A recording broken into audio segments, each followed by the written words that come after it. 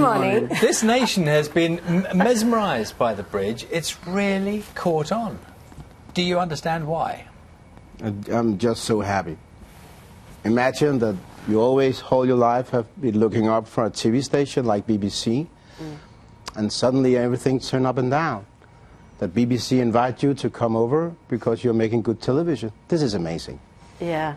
It's amazing. Has it always been this good in Scandinavia, the drama about detective work? Or is this a new thing? I think this is a new thing.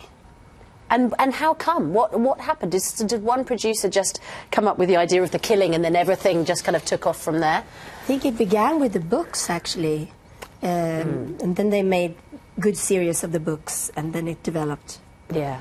One of the things that people love about the series is the dynamic between you two in the show. And we've seen already, you obviously have quite a laugh in real life and you get on very well. But in the programme, there is a curious dynamic, which is that you have the male character, the male detective, who is the very sensitive character. Yes. The female character, which is unusual, is the one who has, how do you describe it? No social skills? How do you describe her nature? Yeah, no social skills, but she has emotions, of course, but she's driven by a more logic way of thinking.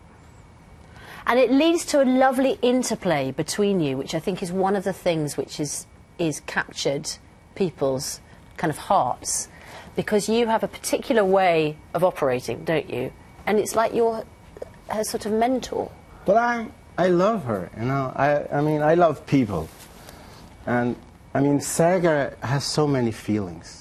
It's so, when you're so close to Sophia when she's acting, you see all his feelings in her eyes. And I see them.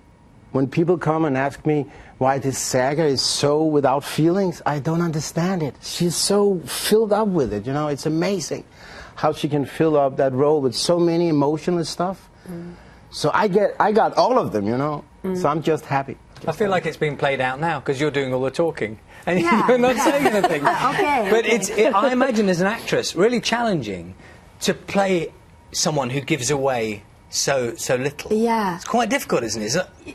At the beginning, it was very difficult. I felt I had such a bad conscience for Kim.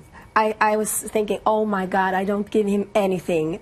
I don't, you know, play against him. But then I figured, okay, this gives him something. And I started to see that he was interested, and then I felt safe, giving out nothing. So it's an interaction between us that works.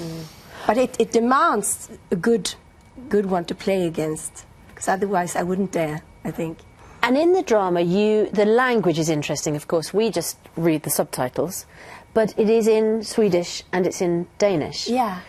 And does that pose any problems? Not anymore. In the beginning, I didn't understand your Danish because you speak so fast. We are very similar.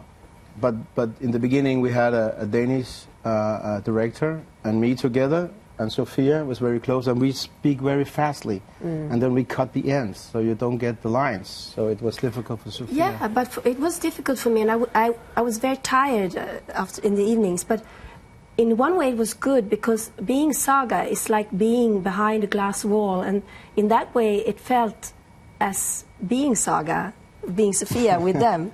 So I like, oh my God, I want to get in, but I can't.